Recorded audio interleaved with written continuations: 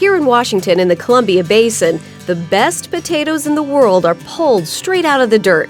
But it doesn't happen that way by itself. You need experts on this subject, and those experts need to have the right technology and tools for the job. We're low-tech rednecks around here. Right. This is the most technological advanced thing I use. Yeah, I got my shovel. Yes, This is our technology. Supposed to keep clapping. My name's James Baker, and we're out here in a russet Burbank potato field. It looks really good. No, it does look good. Yeah. One of the things I try to do is I try to get in every field every day, checking for problems, checking for sprinkler packages and stuff like that. James's story has had its fair share of ups and downs.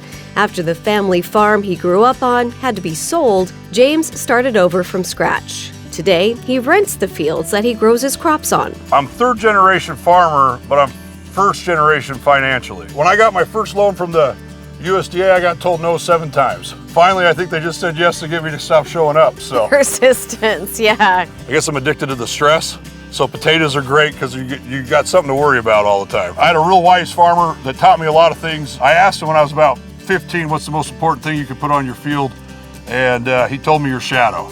And I've always remembered that, so I try to make sure I got my shadow on every field every day. Should we go out? Oh, this is all you. This is all me. Great. You get those shoes dirty. I know.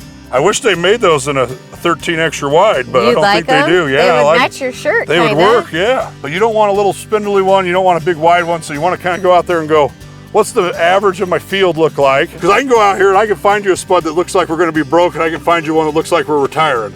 So you got to find the average. You're going with me. No, I'm staying over here. I'm not getting No, dirty. you have to go with me. I'm going to kind of want to brush it back, then we'll pull the whole plant up and take a look at it. Okay. But we're checking how many tubers we got on here. If we got any diseases coming up in here, which everything looks good.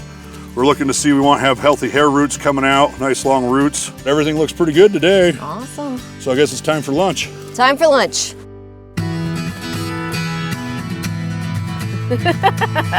What do you want people to know about what you do? It's possible. Yeah. People look at it and they think it's really hard to get into farming. You're gonna get told no a lot. That doesn't matter. It just means adjust. It doesn't mean no, it just means no today. When I got my first loan, I think I had $800 in my savings account. Put your boots on every day and go to work, and it works out. Yeah. There's several times I could have quit, and a smarter guy probably would have, but the fact that we're still here, it's what keeps me going. Yeah. Well, I'm glad you're here. Yeah. Yeah, thank you for having us out in the field. And Well, thanks for coming. Yeah. I'm normally out here by myself. It's nice to have a little company. There we go. The view got a little better today.